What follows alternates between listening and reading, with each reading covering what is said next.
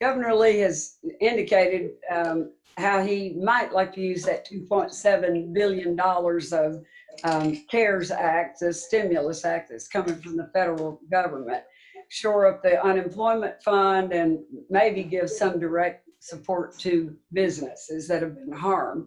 I know this is early, but has there been any discussion about that?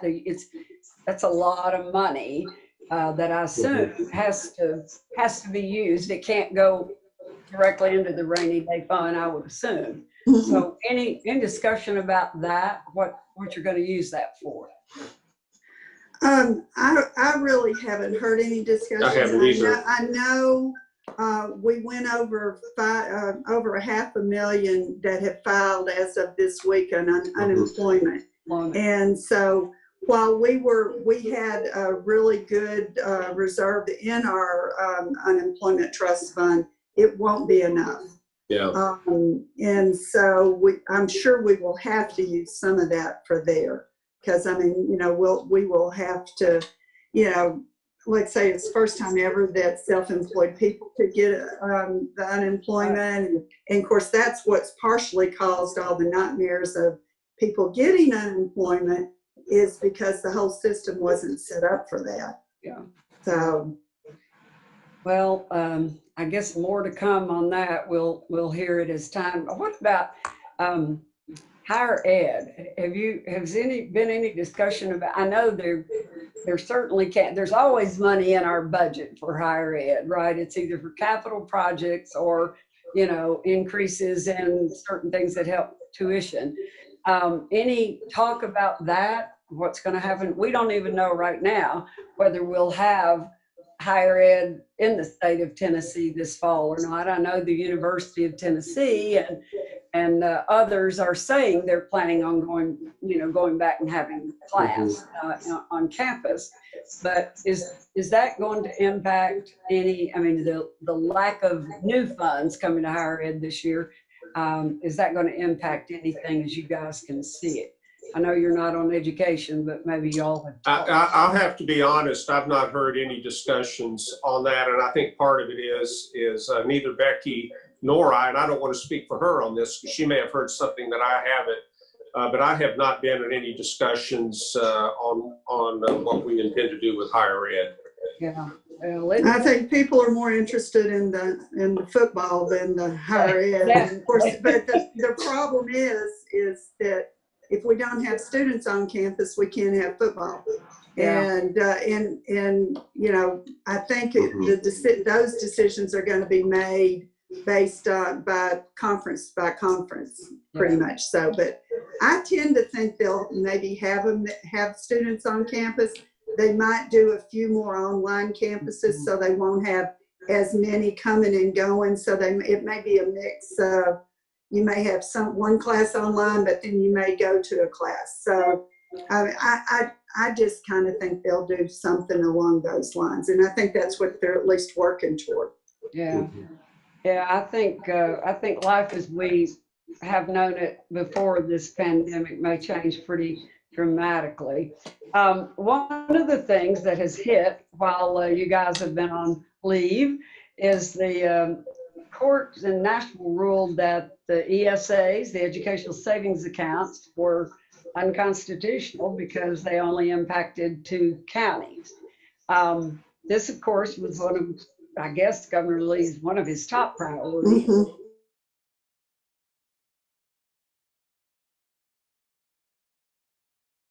I guess that vouchers, another word for ESAs, have been on the front. Any thoughts that $40 million that was allocated for the voucher program, is that likely to go somewhere else, or have you heard anything about what next comes with the ESA? We have discussed that in some of the members of the Finance Committee, and it's not that we discussed that about what we believed or didn't believe, but in our March 19th budget that we passed, we had cut the pay raise for the school teachers from 4% to 2% and from state employees from 2% to 1%. But we left the ESA $40 million untouched. That was in the March budget that we passed. Just one thing, and again, everything's on the table on these budget cuts, and I've already let it be known that as far as I'm concerned, to cut teacher pay again is something that I do not support. But of course, we have to see where the others are. But if we do have to cut the teachers' pay again, I think the optics look really bad to leave the ESAs untouched, particularly with this still in the courts. Leave the ESA untouched, but yet if we have to cut the teachers' salaries again, which I'm going to be opposed to, because I think that's one thing that we really need to leave alone. Becky, Senator Massey and I were sorry. That's okay. Becky's good too. And you know, I think people need to know I consider us to be a really great team up there. But the Governor Haslam and Governor Bredesen were on a conference with Leadership Tennessee that Senator Massey and I both listened to. And I know Governor Haslam has a very real concern with the time that these kids have been off school, that all of this great progress that we've made in the last 10 years could slip. And education is so important both for the economic development and for the future of Tennessee that I think we ought to do everything we can to leave it alone. But if we do have to do something there with the teachers, now this is just me speaking. I just don't see how we can leave the ESAs untouched. Yeah, Becky. Well, and I just think that the state is appealing it. You know, Senator Briggs and I voted against the ESAs, and it was kind of a fundamental thing for me. I just always had felt like that public dollars shouldn't go to private schools. But that being said, they are going to appeal it, and since the appeal probably can't happen overnight, I just see them not leaving that money in there with the uncertainty when we really are needing to look at every nook and cranny and then postpone. You know, they could always postpone in a year if they prevail in the appeal. So, but you know, Senator Briggs represents Knox County ably on the Finance Committee, and I trust him entirely on that committee. And like I say, we do work really well as a team and probably talk about 10 times a week at least. So. Well, one of the things that we have discovered in Tennessee with this pandemic is that, and when the kids were sent home, basically, is that we can't teach all kids online. Yeah. Because there's a lack of computers for everyone at home, and B, we don't have broadband in a lot of rural areas in Tennessee. So I noticed Knox County has voted now to appropriate money to make sure that every child in Knox County schools have a computer. That doesn't fix the rural areas by any means that don't have access. What can we do about that? I mean, I know there's been an effort for many years to try to expand broadband, and several companies working on that. But would you guys be in favor of somehow figuring out how every child should have the technology, you know, access to at least a computer or an iPad? Has there been any discussion and thoughts about that during this time? I don't really think there among members as far as getting the technology. There always has been, for years we've been discussing how to increase the broadband in our rural areas, and I know federally they're discussing that quite significantly. The only problem with it is you still don't have quite the quality of learning, because you've got to make sure that child is sitting down in front of the computer and doing their work. And there's, you know, I mean, there's definitely some fallacies in that, but I'm hopeful that in most areas of the state, we're able to go back to school in the fall. I'm more of an optimist. So, but you know, really, when you've looked at the numbers, the hot spot was Middle Tennessee and Shelby County. I mean, East Tennessee has just done amazingly well. I mean, we've had our cases, and but you know, and we're having more cases because we're testing more people. I mean, significantly more people. But our positive testing rate is going down every day, and we're under 3% positive rate in Knox County alone. So, and then you get these rural areas that probably hadn't had more than 10 cases to begin total. Even so, I see a lot of our rural areas definitely going back to school. Or I mean, if my guess would be that they would go back to school, and I think that most of the areas, at least in East Tennessee, should be able to too. So, anyway, but it's a guess too because it changes daily. True. Dr. Briggs, any thoughts on computers for all, or?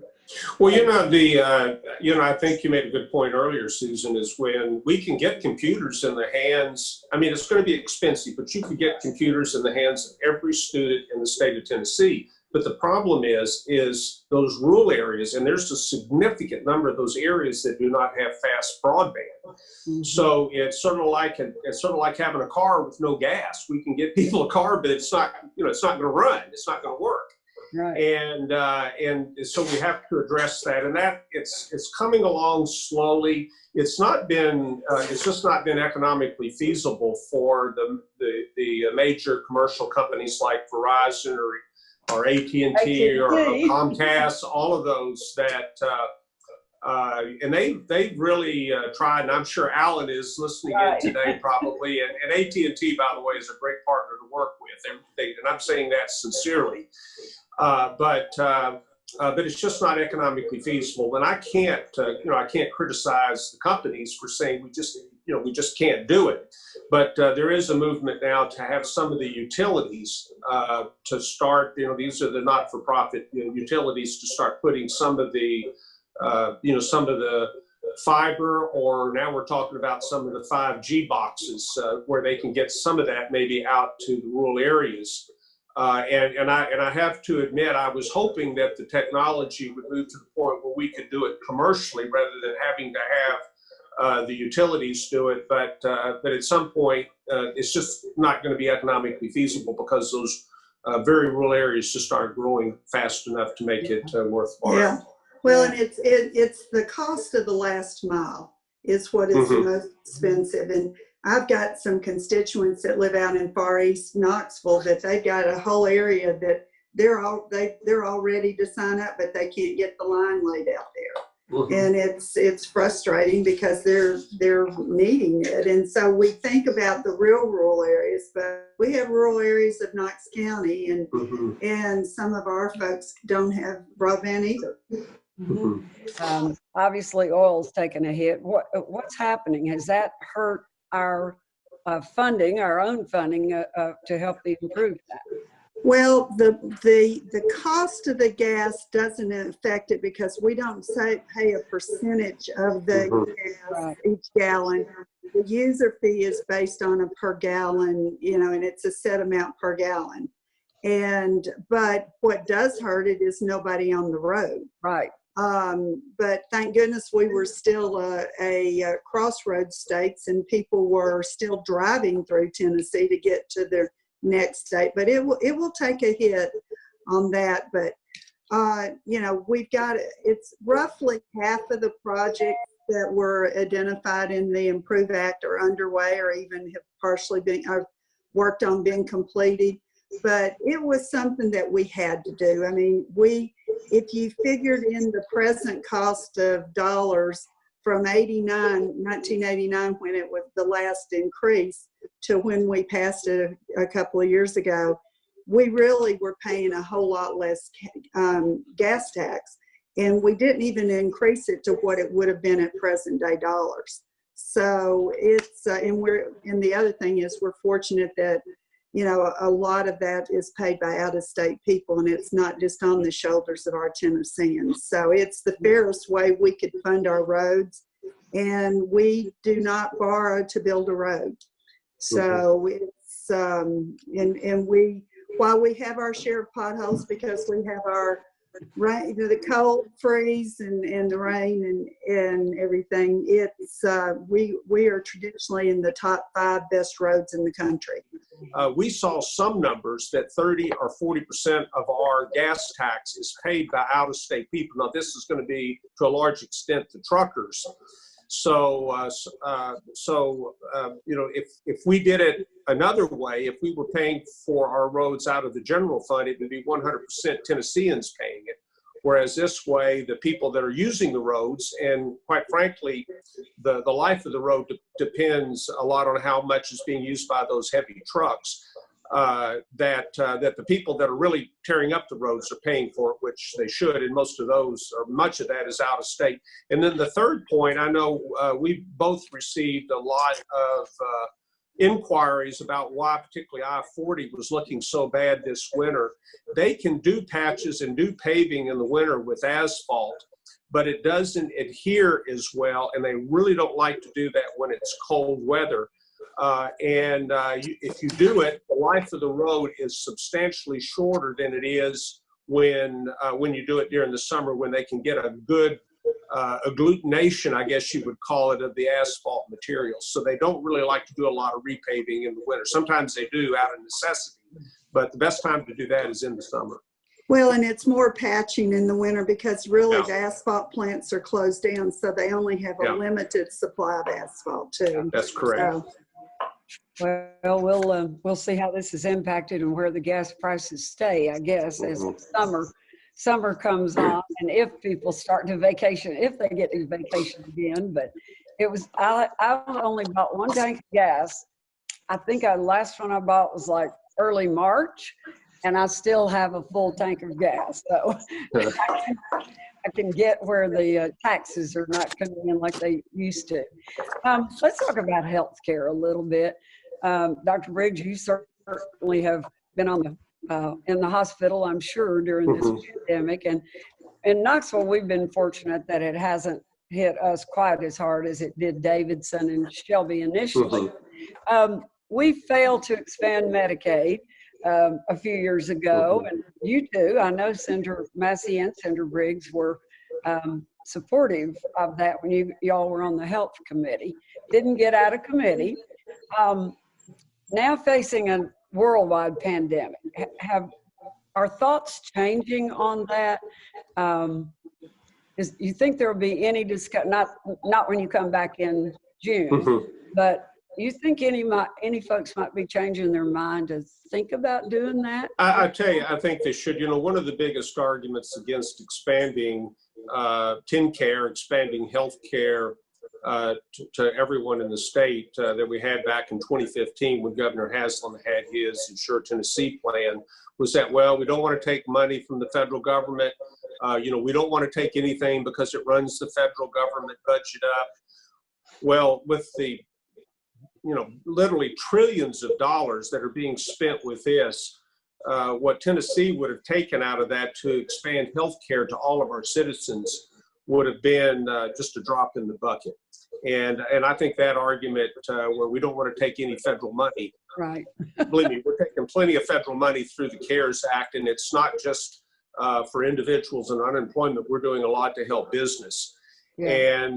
And with the unemployment in Tennessee, like Senator Massey said, we've had 500,000 people now apply for unemployment benefits. These people are going to lose their health insurance also. That's going to put a tremendous burden on our hospitals, and not just the rural hospitals, but even the urban hospitals. But also with this crisis, with non-essential surgery just restarting literally this week. And I'm in the hospital right now. This is we've got 3 cases today. But the hospitals had no income from normally their best income stream, which was the elective surgeries. And even some of the best managed hospitals are going to be hurting. But our rural hospitals that aren't able to cost shift that over to the large numbers of elective surgeries, because some of them just really don't do much surgery at all.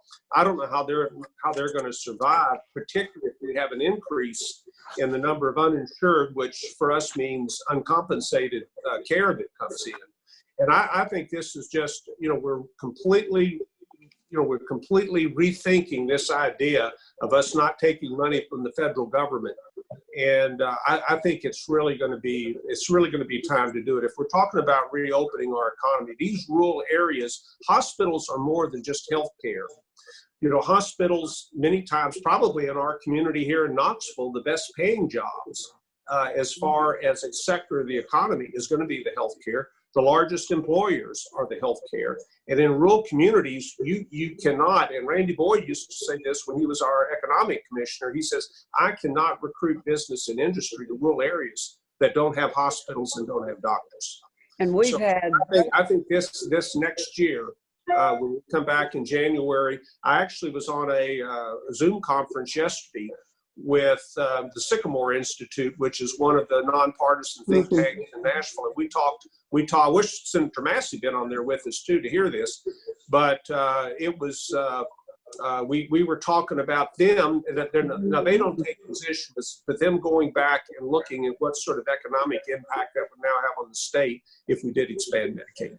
And as Governor Haslam said, we can do this without putting any burden on the taxpayer, where the taxpayers don't have to pay anything. Yeah. I know Tennessee's had 13 rural hospitals closed, and I think we're the 5th worst in the country for that. So we may be, well, it depends on how you look at it. We may be, Texas has had a lot also, but some people say that really on a per capita basis, we're the worst. But, Senator Massey, any thoughts from your perspective? No, I mean, Senator Briggs is on the front lines of that and sees more of it.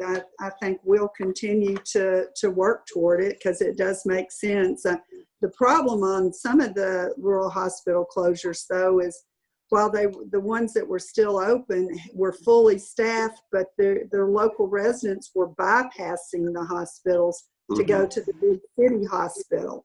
And, and they weren't, one of the last ones that closed over in kind of the Cumberland area was, I think it had an average daily census of 6 people. So people just weren't using them. And if you're going to have them, so Senator Briggs and I have talked about kind of almost an urgent care satellite type thing in some of the rural areas. That's kind of a mini hospital almost, that where they could be triaged, they could be, take care of a lot of the things as opposed to having to go to the big hospital. They could assess if they're having a stroke or heart, and if they were in more critical need of Senator Briggs to do heart surgery on them, they could put them in the ambulance and bring them down to Knoxville. But, I think something like that's kind of that new model, and there's some federal regulations that have got to be eased up to be able to do that. Yeah. But to me, that's ultimately the solution that's got to happen. Let me add to that. I think Senator Massey's really brought up an interesting point. I usually go once or twice a year over to the University of Tennessee School of Public Health. It's a graduate program they have over there. Dr. Carol Myers, who has her health talk on on the local NPR radio station, she usually invites me over and we talk to those students. And I think we're going to have a rethinking about it. And I've really challenged them to think outside the box on how we're going to do this, because the rural hospital problem isn't all an uncompensated care problem. It's exactly what Senator Massey has said, is that a lot of people, if they're going to have more complex surgery done, they want to go to the big cities, and the hospitals were being unutilized. And what we're talking about is not just an urgent care center like you see on the corners here, but we're talking about an ambulatory emergency room that will have CT scanners, MRI. It has everything except for inpatient services. And because transportation has improved so much, even in our rural areas, over the past 20 or 30 years. I mean, we've got helicopters now. We've got much better roads than we had. If we can do everything there except put people in the hospital, then, and maybe you could even hold them in the emergency room overnight if it was just a brief observation period. But we're going to have to completely rethink how we do that as the way we're going to provide high quality healthcare to rural areas. But it's a much more complex problem than just the uninsured. And I think that's very important what Senator Massey pointed out. Dr. Briggs, do you see, I know one of the things that has happened during this pandemic has been the increase of telemedicine. Yes. You can actually call your dermatologist and get on Zoom and say, hey, I've got a mole you need to take a look at, because we weren't able to go into their offices. What about that? Do you see a major, as a doctor, do you see a major increase in that? You know, sometimes when we have crises or we have wars or whatever, we see these quantum leaps in medicine.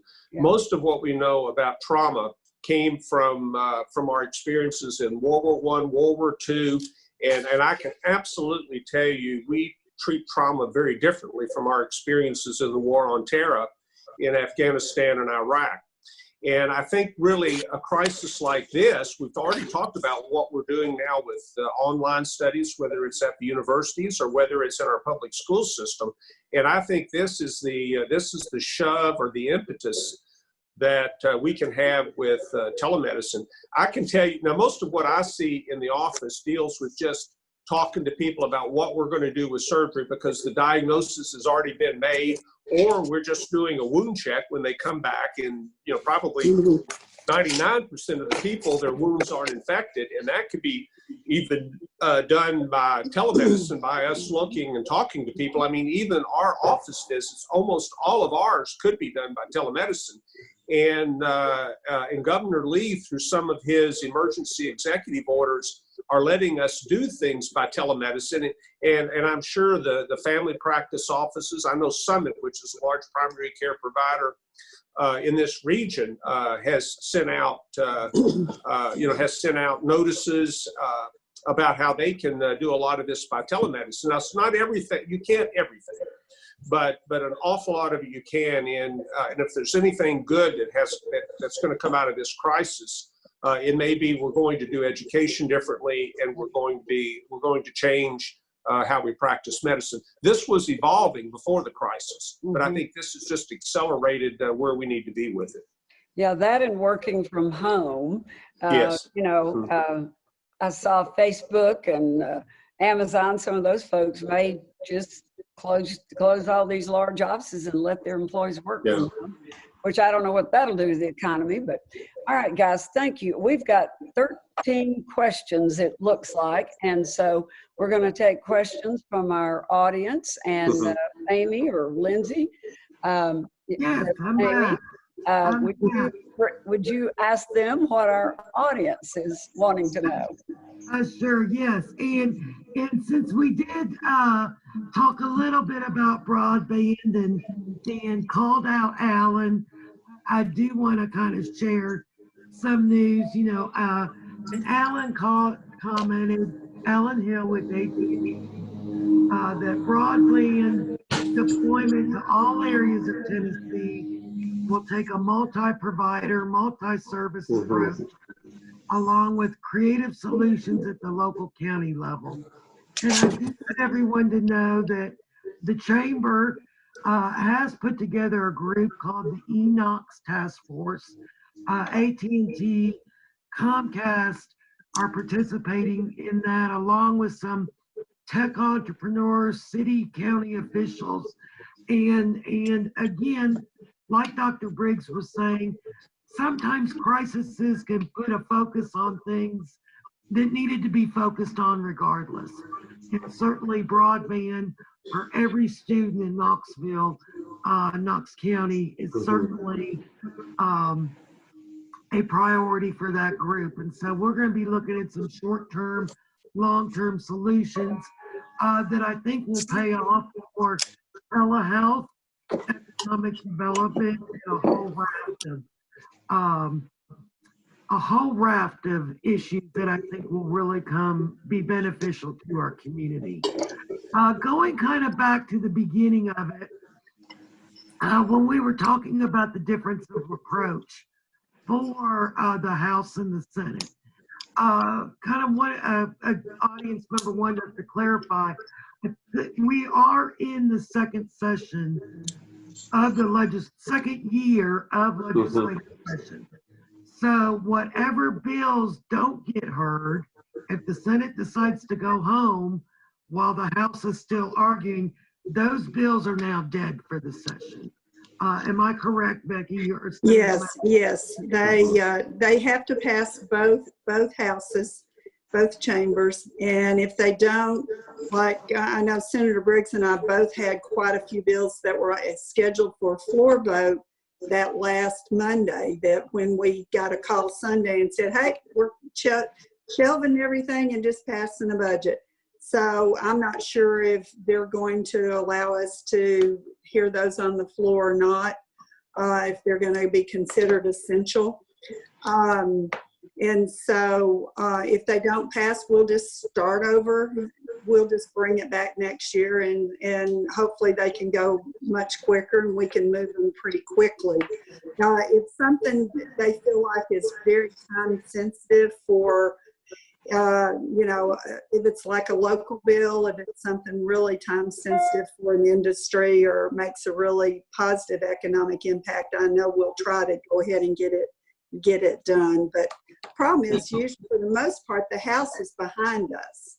And there's a lot of bills that we've already passed that they haven't even hardly started in subcommittee. So maybe some of those they'll catch up with us. And I know I've got 3 or 4 bills that are held on the House desk waiting for them to catch up with us. So, but yeah, if they don't get past both chambers, they're dead, and we start over again next year. They'll have to refile next year. Start over again. Okay.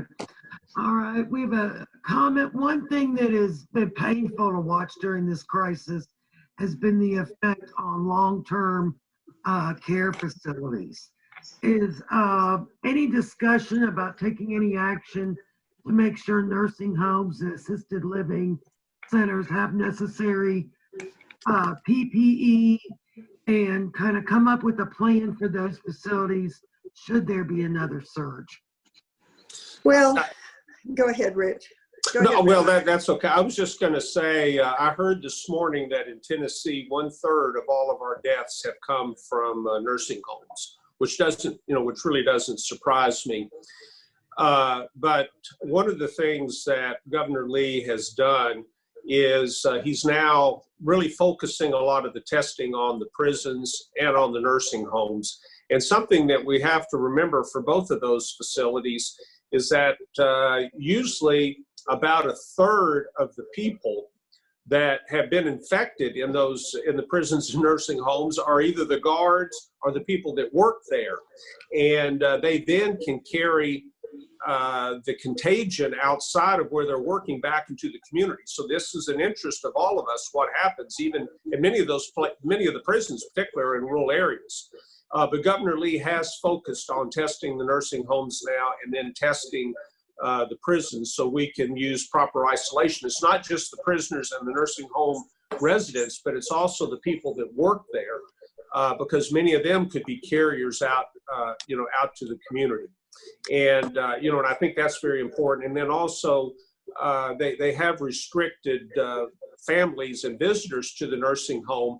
And I've watched a lot about what they do in Europe, because it's the same way in Europe, whether it was in Italy or France or now in England. It's the elderly residencies that are having the high rates, and they've done different things of now that the weather's getting better, taking people outside and then not just using the 6 feet, but maybe using 10 or 12 feet, or having them talk through glass if the weather's too bad. So you do at least have some visual person-to-person contact, even though you can't do that. So I think there's things that need to be done. But to answer the question, yes, Governor Lee is now focusing on the prisoners and the nursing homes on his testing.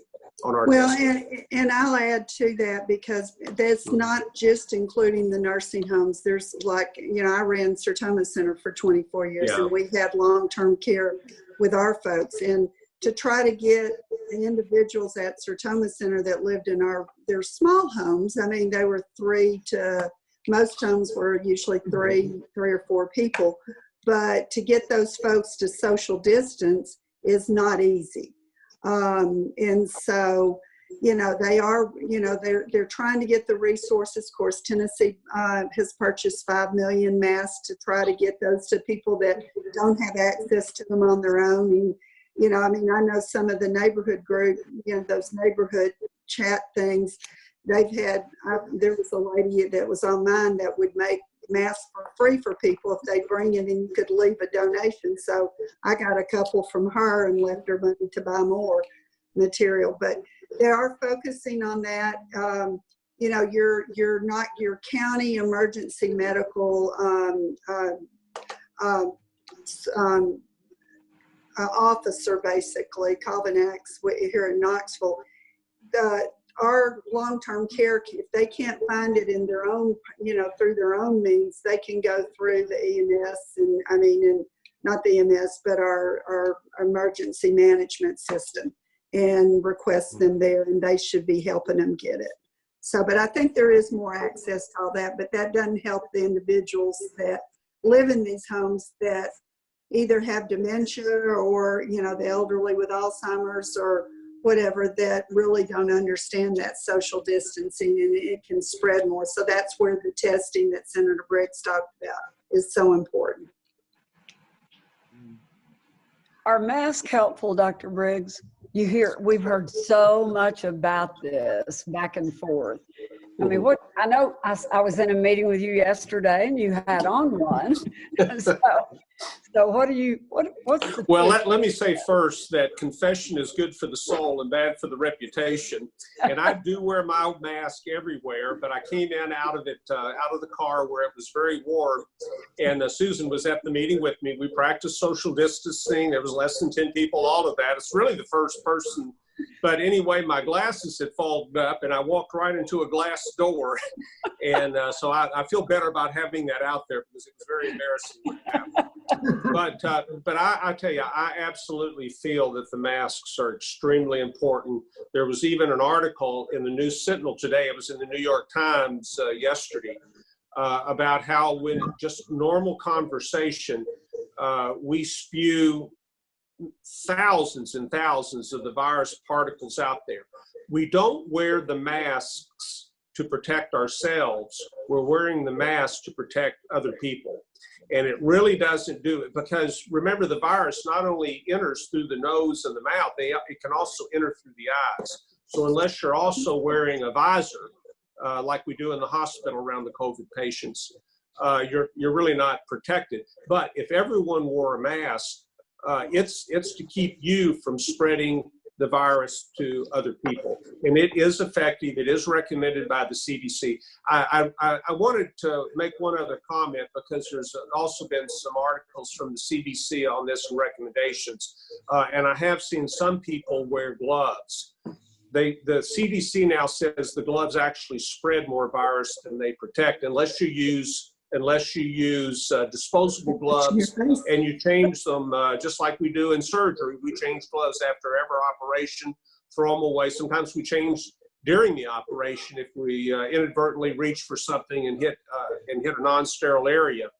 But that came out this morning. There was articles in the paper, and they're saying don't wear gloves, just use the hand sanitizer and wash your hands frequently.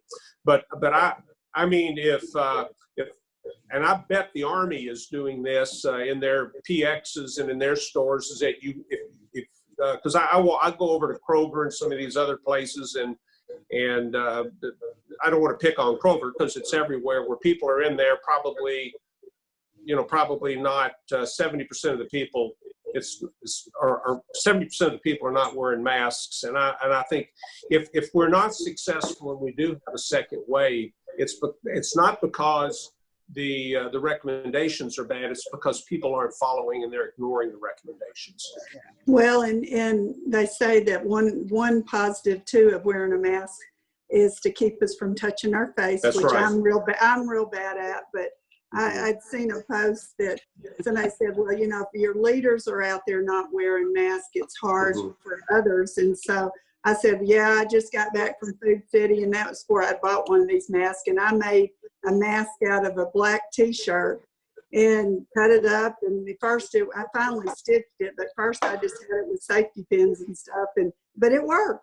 Yeah. So, Bandanas, they say. Take your bandana and look like a robber from the Old West. yeah, that's right. Whoever thought you'd go up to a bank wearing a mask and they'd give you money, you know.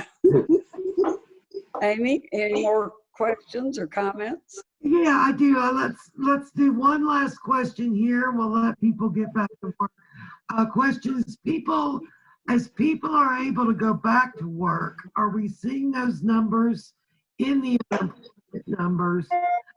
We hear the totals, but do we also feel confident people are getting back to work and are going back to work? Or we assume there's kind of a lag on how those numbers are reported?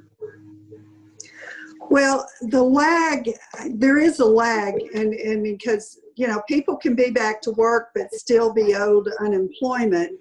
And the totals we're seeing are the people that have applied for unemployment during this period. They have, at their talk line, their call-in line, have received over 3.5 million phone calls. But the system has not been working properly, and our offices have been slammed. And unfortunately, when you get an assistant like Senator Briggs and I do that really does a good job, well, one of these Tennessee unemployment Facebook pages put my assistant's email on their Facebook page. And so all of a sudden he's getting calls from Collierville and, you know, Lynchburg and, you know, all over the state. And we're going, no, we need to send them to their staff. But you know, they're still not getting everybody taken care of that needs to be taken care of. And some of the stories that we're getting, I'm about ready to go buy food for everybody in Knoxville, but it's getting there. But people are getting back to work. I guess what, you know, I've always been really concerned about is that $600 a week stimulus money that encourages people to stay home. And while it's taken a long time for people to get their unemployment, it would take a pretty good while to take it away from them. You know, when they found out if somebody refuses to go back to work, they are supposed to lose both their unemployment and that federal unemployment too. So, but it's going to be problematic. All right. Thank you all for being with us. I think it's about 5 till, and everybody, I believe, has some 9 o'clock commitments. So I think we're a little more efficient maybe on Zoom than we are in person. But I want to thank you again to the senators for sharing your wisdom, and to our sponsors, AT&T and WGU, for your support of this series. Thank you all for participating in our audience, and we look forward to the time that we can gather together with you in person again. So everybody have a great weekend, and please be safe. Thank you for having us. Thank you. Yeah, thank you.